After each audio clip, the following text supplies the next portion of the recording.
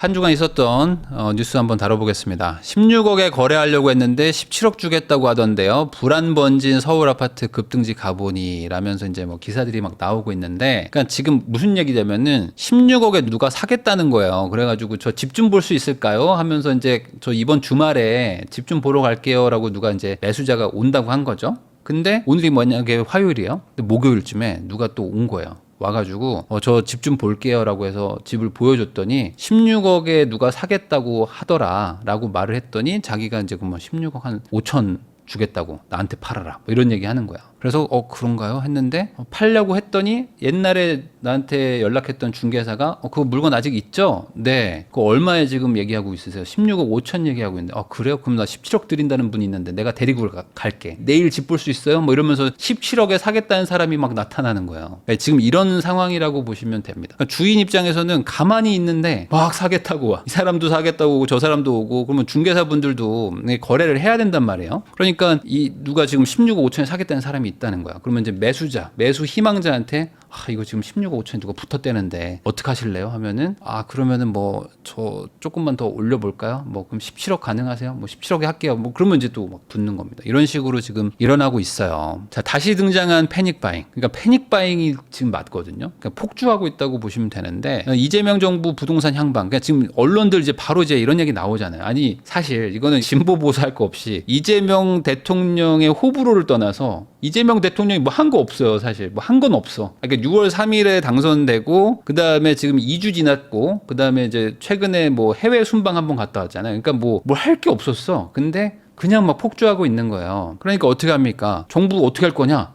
빨리 대책 내놔라. 지금 바로 지금 여론들이 이렇게 얘기를 하고 있는 겁니다. 그러니까 지금 이재명 정부 인사들도 막 회의도 하고 막 하는데 아직 행정부를 못 꾸렸기 때문에 뭐 회의를 하려고 그래도 차관보, 뭐 차관 대행, 그리고 지금 막 그 국무총리부터 해서 막 공석이에요. 지금 다 없잖아요. 지금 기재부 장관도 없어요. 그러니까 뭐 차관이 뭐 장관 대행하고 있고 막 이러고 있습니다. 그러니까 지금 뭐 얘기할 사람들도 지금 별로 없고, 그래서 뭐 1차관, 2차관 막 모여가지고 막 얘기하고 뭐 이러고 있는 거예요. 지금 어찌 보면 단기적으로는 컨트롤 타워가 좀 애매한 상황인 거죠. 자, 아파트 계약하러 갔다가 낭패 1억 더 달라. 집주인들 배짱을 부리고 있다 하는데 아닙니다. 이거는 좀 오해하는 거예요. 집주인들이 배짱을 부리는 게 아니고 이 사람도 집을 팔고 매수를 하러 가야 되기 때문에 그렇습니다. 그러니까 매도자이자 매수자예요. 그러니까 이게 매수자들이 배짱을 부리고 있는 게 아니라는 거죠. 그래서 지금 나도 계좌를 못 받았어요 라고 하면서 이분들이 억울해할 수 있습니다. 그래서 지금 계좌를 안 주는 게 아니고 계좌를 못 줘요. 나도 저 집을 사러 가야 되는데 나도 매도자 겸 매수자니까 집 사러 갔을 때는 나도 계좌를 못 받고 있다. 이렇게 생각하시면 됩니다. 그래서 지금 배짱은 아니고 집주인들도 골치 아픈 상황이다. 이럴 때는 보통 다주택자면 막 집을 이렇게 뭐 팔 수도 있고 막 그러잖아요. 근데 나도 실거주 1주택자, 매수자도 실거주 1주택자, 그리고 저쪽 가야 되는 집도 실거주 1주택자니까 다 같이 움직이기가 참 어렵습니다. 강남도 아닌데 한 방에 3억씩 뛴다. 들썩이는 마포, 성동, 국토부는 추가 규제 검토하고 있다. 지금 뭐 과천도 막 엄청나고요. 뭐 분당, 성동, 마포 해가지고 막 다 그러는데 규제 요건은 이미 충족을 했다. 조정 대상 지역으로 이제 지정이 되면 바로 이제 대출 규제가 시작되고요. 그리고 뭐 종부세라든지 뭐 이런 여러 가지들이 이제 뭐 바뀝니다. 뭐 분양가도 이제 상한 막 이런 거 걸리기도 하고, 그리고 거기다가 이제 토허제를 더 확대하겠다. 막 서울시도 지금 이러고 있으니 앞으로 규제를 더 할 것 같은 분위기죠. 그러다 보니까 사람들이 규제하기 전에 사러 간다 하면서 약간 이게 또 포모 현상을 지금 일으키고 있다. 저는 그렇게 보입니다. 정부도 엄중하다는 서울 집값 하루가 다르다. 송파는 0.7%가 올랐다. 뭐 이런 얘기들 나오고 있는데 기세를 꺾으려면 이래나 저래나 규제는 나올 것 같긴 해요. 규제는 나올 것 같긴 하고 아마 대출 규제가 안 나오기는 어려울 것 같다. 그래서 대출 규제 직전에 사는 사람들이 마냥 좋은 거냐? 이거는 과거 사례를 보면요. 보통은 최고 피크를 찍고 사시고 대출 규제가 탁 터지거든요. 그러면 그 가격이 한동안 최고점일 확률이 또 높습니다. 그러니까 지금 사는 게 무조건 좋은 거냐? 이것도 애매해요. 그러니까 결국에 최고점 주고 사서 또 횡보를 쭉 할 텐데, 그러면은 괜히 샀다 하시는 분들이 또 나타날 겁니다. 근데 또 지나고 나서 생각해 보면은 그래도 그땐 대출 규제 해줘가지고 샀는데 안 샀으면 또 전월세를 또 2년 4년 살아야 살아야 되니 그래도 그냥 사는 게 낫죠 라고 얘기하시는 분들도 있었고요. 이건 좀 복잡스럽죠. 어쨌든 대출 규제가 나올 것 같긴 해요. 자, 나홀로 아파트마저 발묶은 토어제, 매물 품귀 현상으로 강남은 자고 일어나면 신고가다. 토어제 역설에 민원이 쇄도하고 있다. 세입자 거주집은 못 팔아요. 그러니까 이게 제일 문제입니다. 지금 세입자 거주집은 매도를 못 한다는 거. 그러니까 집을 팔려면 뭐 매물이 있어야 되는데 사줄 사람들이 그 살 수 있는 매물이 너무 적어서 서로 경쟁이 붙으니까 지금 이런 상황이라고 보시면 될 것 같아요. 자, 강남 진입이 막히자 마포 양천도 전고점을 경신했다. 전고점 뚫었죠 다. 웬만한 단지들 다 전고점 뚫었습니다. 지금 요 차트요. 이 N자 차트를 대부분 지금 대단지들이 보이고 있습니다. 자, 마포, 성동, 강동, 광진, 동작, 성동, 영등포 등 한강벨트를 따라서 확산 중이다. 뭐 이러면 전부 다 아닌가? 거의 대부분이죠. 이 정도면. 자, 이 대통령 세금 안 건드리겠다 했는데 집값 폭등 참사 경고한 진보 진영 해서 지금 진보 쪽에 있는 어떤 학자라든지 뭐 이런 분들이 지금 이대로 가면 안 된다. 지금 초장에 불을 꺼야 된다. 이러면서 지금 막 얘기들이 막 나오고 있는 것 같아요. 그래서 지금 이제 뭐 세금 중과를 얘기를 하시는 분들이 점점 늘어나고 있더라고요. 저는 개인적으로 세금 중과로 가기 시작하면은 이것도 또 난리 날 것 같은데 라는 생각이 좀 강합니다. 그래서 뭐 공급도 늘려야 되지만 제일 핵심은 저는 다주택 규제를 풀고 어떻게든 이 돈이 좀 갈 곳을 많이 좀 열어줘야 되는데, 그러니까 돈이 지금 한 곳으로 가니까 제일 문제잖아요. 그러니까 최대한 좀 흩뿌려줘서 안 오를 수는 없겠지만 올라도 좀 덜 오르게 하고 그 안에 시간을 조금이라도 좀 벌어서 공급도 최대한 늘리고 이렇게 해서 좀 이 뭐랄까 힘든 시기를 좀 넘어가야 될 텐데, 여기서 좀 이제 단기 처방을 쓴다고 막 세금 때리고 해서 막 거래 중단시키고 이렇게 되면은 또 공급 파트에서 또 이게 작동을 안 하거든요.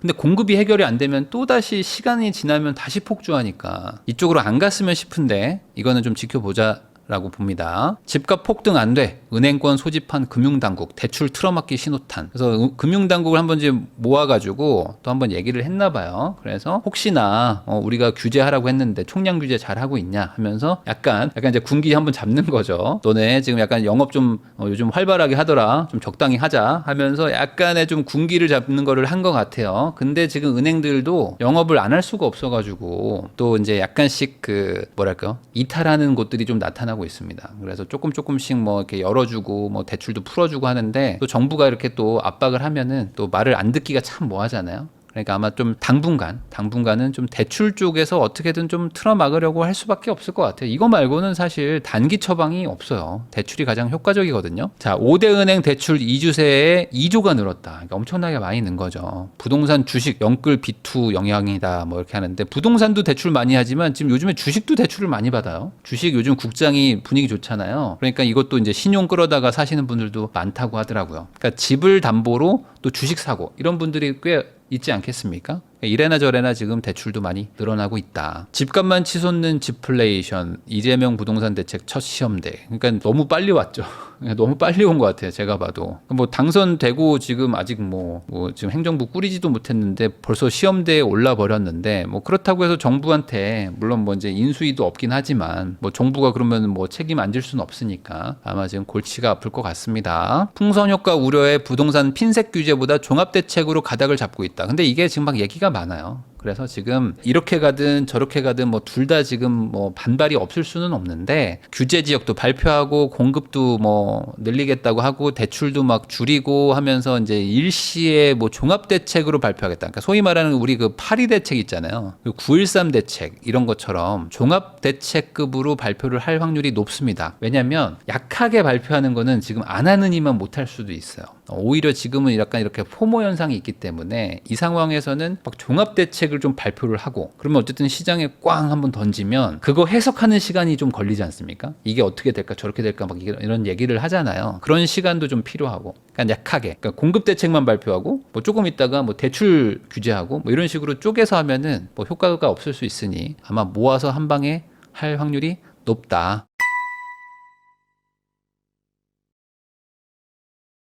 모든 카드 동원한다. 수도권에 3만 플러스 알파, 뭐 불붙은 집값 잡는다. 뭐 이런 것들 막 나왔는데, 오늘 국토부였나요? 이 기사는 뭐 사실 무근이다. 뭐 이렇게 또 해명 자료가 또 나왔습니다. 뭐 다음 달에 추가 대책 발표할지 안 할지 정해진 게 없다. 이러면서 이거는 뭐 오보다 뭐 이런 식으로 얘기했는데 뭐 그거는 아직 확정이 안 된 것뿐이지 이래나 저래나 다음 달쯤에는 나와야 되지 않을까요? 라는 생각은 좀 듭니다. 자, 전세가 12억이라고요. 집 없는 서울 더 절망된다. 뭐 이런 얘기도 나오는데 지금 제일 심각한 거는 아직 안 온 건데 전세 상승이 올 겁니다. 이제 전세 상승이 본격적으로 올 거예요. 공급이 많이 부족하기 때문에 전세는 상승이 될 수밖에 없고 금리가 내려가면 전세 가격은 또 올라갈 수밖에 없잖아요. 그러니까 이 부분을 이제 어떻게 해결할 거냐. 그러니까 이 전세는 사실 가수요가 아니잖아요. 전세는 그냥 실수요입니다. 그러니까 전세가를 올려주면서 사람들이 그래도 살기 좋은 동네로 막 올 텐데 그 오는 거를 어떻게 막을까? 그러면 여기도 수요를 누르려면은 대출 규제밖에 없거든요. 공급을 많이 할 수가 없으니까. 그러면은 대출 규제를 전세 쪽에 할 것이냐? 와, 이것도 쉽지 않죠.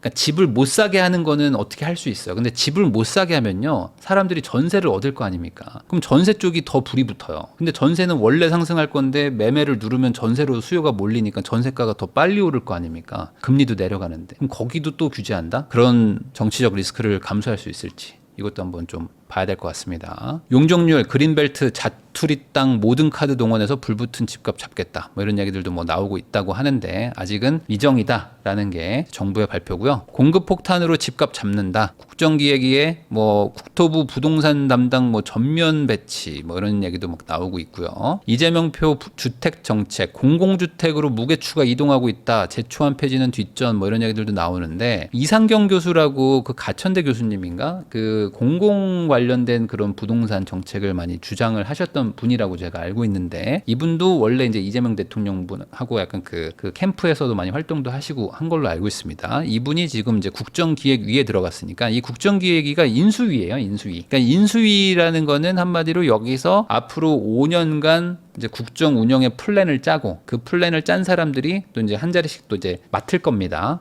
그렇게 맡아가지고 이제 그 계획대로 실행을 하려고 노력을 하겠죠. 그러니까 이제 이렇게 이런 분들이 들어간다는 거는 아무래도 그쪽으로 조금 더 방향이 갈 확률이 높다. 그러면은 이제 공공주택 같은 것들을 좀 더 위주로 공급 계획이 세워지지 않겠냐. 그러니까 이제 이렇게 국정기획위로 들어간다는 거는 지금부터 이제 막 계획을 세워가지고 안도 좀 검토하고 하면은 뭐 빠르면 뭐 한 달 안에 뭔가가 나오지 않을까? 쉽기는 해요. 주택 공급 확대를 외치지만 속도를 못 내는 현장 엇박자 이유는 지금 뭐 건설사들도 망하고 있고 그리고 이제 이런 공공주택을 지으려면 결국에 뭐 SH나 LH 같은 공기업에서 이런 것들을 이제 공공 분양을 뭐 또 해줘야 되는데 여기도 뭐 지금 적자가 심하고요. 이쪽도 뭐 지금 답이 잘 안 나오는 상황입니다.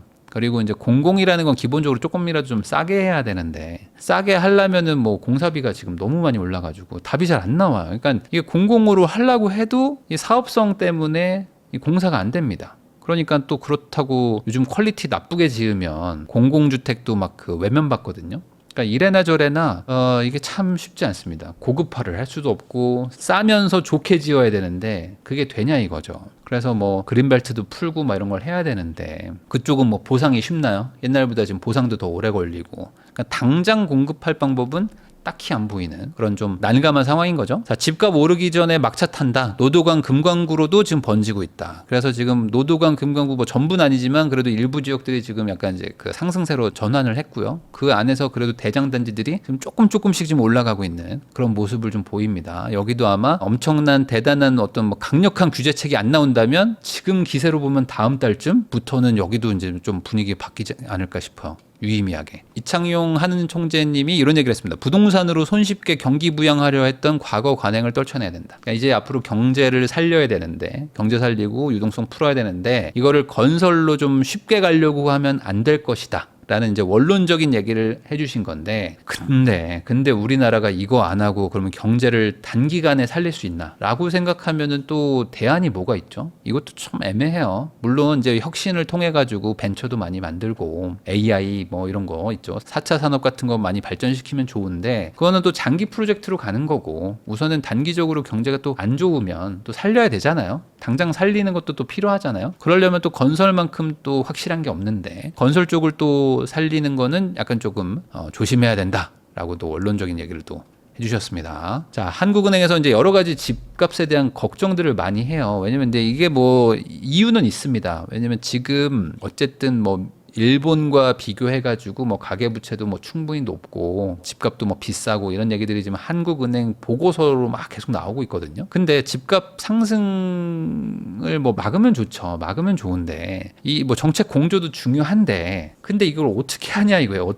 어떻게가 참 어렵거든요. 아까 제가 말한 것처럼 그 뭐 다주택 규제도 풀고 막 이렇게 해가지고 시장에 꼬여 있는 것들을 좀 결자 해지를 하면 가능할 수도 있습니다. 근데 이게 쉽지 않단 말이에요. 그러니까 참 어렵죠. 그러니까 이게 집값 상승 기대감 때문에 8개월 후에 실제 가격에 영향을 준다 하는데 지금은 집값 상승 기대감도 있지만 정확하게는 지금 공포감입니다. 공포감. 내가 집을 팔고 내가 가고 싶은 데를 못 갈까봐 요거가 지금 더 커서 실거주자들이 움직이는 이 판을 약간 좀 열어줘야 됩니다. 그 전세에 낀 물건도 살 수 있게 해주고 막 이렇게 해야지만 수요가 조금이라도 분산되는데 정책 공조 중요하죠. 근데 이게 쉽지 않다 진짜 정말 쉽지 않습니다. 그래서 지금 민주당에서 좀 전향적으로 생각을 해야 되는데 보통 정치 쪽은 좀 시장보다 반응이 좀 느리잖아요. 그러니까 아마 이런 거를 모르실 것 같아요. 당장은 금리 내리는데 주택 공급도 준다. 집값 더 뛴다. 매물 걷어들여. 이렇게 얘기를 하고 있습니다. 그래서 지금은 매도 후 매수를 하시면 안 됩니다. 지금은 정말 조심하셔야 되는 게 원래는 매도를 하고 그 다음에 매수를 해야 되는 게 맞거든요. 집이 잘 안 팔릴 수도 있으니까. 근데 지금은 집을 섣불리 파시면 안 돼요. 지금 매도하고 매수를 못 하셔가지고 졸지에 무주택자 되는 사람들도 있습니다. 정말 골치 아파져요. 내가 매도는 했어요. 매도는 했는데 매수를 하려고 했다가 계좌를 못 받거나 배액 배상 당하거나 이러는 경우들이 생깁니다. 그러면은 순식간에 무주택자 되거든요. 그러니까 지금은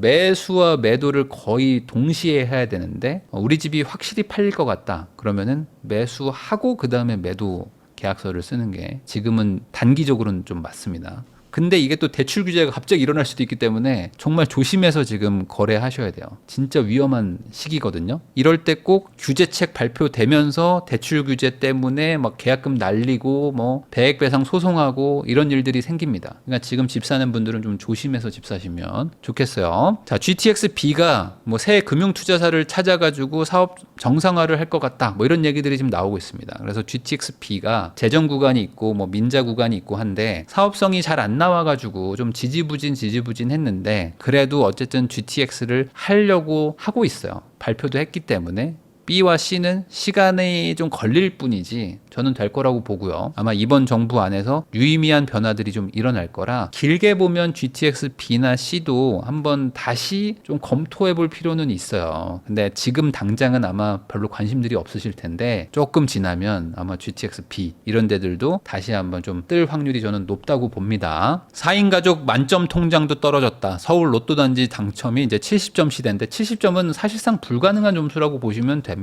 사실상 불가능한 점수인데 이게 지금 그 정도는 돼야 된다는 거니까 현실적으로 서울의 로또 단지 당첨은 어렵다. 뭐 추첨제가 있을 수는 있는데 추첨은 말 그대로 진짜 로또니까 이래나 저래나 청약으로 돈 버는 거는 정말 뭐 천운이 따라주지 않으면 안 되는 상황이라고 보시면 될 것 같고 앞으로 공급도 별로 없기 때문에 청약 물량 자체도 적어요. 공공도 적고 민간도 적습니다. 그러니까 이럴 때 청약만 노리고 계시면은 이래나 저래나 좀 답이 안 나올 확률도 높습니다. 입주 끝났지만 텅 빈 올림픽 파크 포레온 상가 헬리오도 6년 걸렸다. 지금 신축 아파트들 보면은 대단지기 때문에 상가들을 같이 짓는데 이 상가 짓는 비율도 좀 있다 보니까 상가가 좀 과도하게 많은 경향이 있습니다. 거기다가 이제 상가가 워낙 단가가 비싸니까 분양가를 높게 팔거든요. 그래서 상가를 팔아가지고 공사비를 상당수 회수하는 그런 개념이에요. 그러다 보니까 상가가 비싸고 면적 대비 비싸게 분양하다 보니까 월세를 높게 받을 수밖에 없는데 그 월세를 내고 장사할 만한 업종이 없어요. 요즘에는.